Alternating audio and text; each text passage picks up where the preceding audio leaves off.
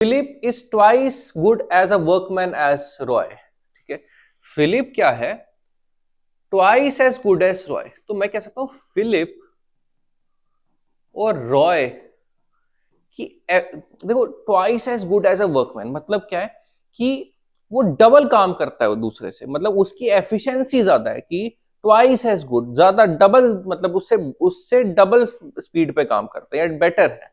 ठीक है, Philip is twice good as workman. तो इनकी एफिशिएंसी की रेशियो देखो, यहां पे फिर से लिख देते हैं अगर स्पेस आपको लग रहा है, फिलिप और रॉय एफिशिएंसी की रेशियो क्या है इनकी, 2:1। ठीक है, they together and together they can finish the same work in 50 days। तो एफिशिएंसी देखो, efficiency is inversely proportional to time. कैसे, ये भी कॉन्सेप्ट है कि जितनी स्पीड से ज्यादा काम करोगे उतना कम टाइम लगेगा, अगर स्पीड कम होगी तो टाइम ज्यादा लगेगा। ठीक है, एक वो कॉन्सेप्ट पे चल सकते हैं। ठीक है, या फिर इससे भी डायरेक्टली कर सकते हैं, वो ज्यादा इजी मेरे को लगता है कि इससे अगर हम डायरेक्ट कर लें।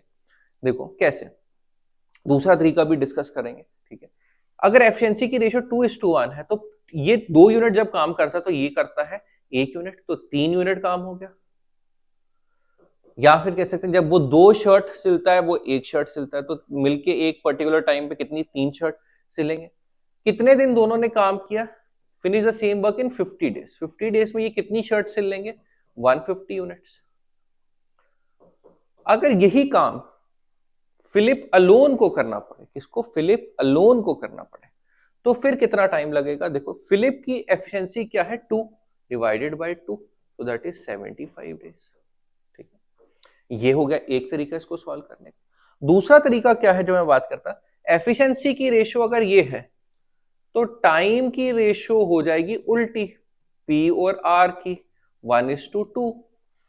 तो एक को x डेज, एक को 2x डेज, तो 1/x plus 1/2x equal to combined कितना है, 1/50। तो x की वैल्यू आप वहां से भी निकाल सकते हो।